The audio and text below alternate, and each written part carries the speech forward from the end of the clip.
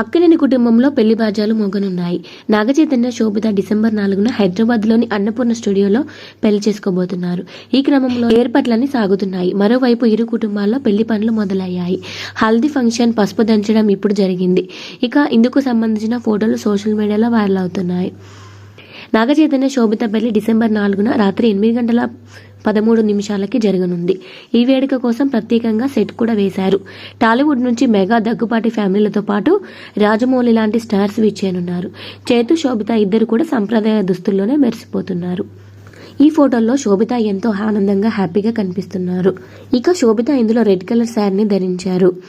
ఇక చైతన్య కుర్తీ పైజామా ధరించారు. ఇక అక్కినేని ఫ్యామిలీలో సంబరాలు మొదలయ్యాయని చెప్పుకోవాలి. ఇక రీసెంట్ గానే అఖిల్ కూడా ఎంగేజ్మెంట్ చేసుకుని అందరికీ షాక్ ఇచ్చారు. ఇక అఖిల్, చైతన్య మ్యారేజ్ ఇద్దరిది ఒకేసారి జరిపిస్తారనే వార్తలు కూడా వైరల్ అయ్యాయి.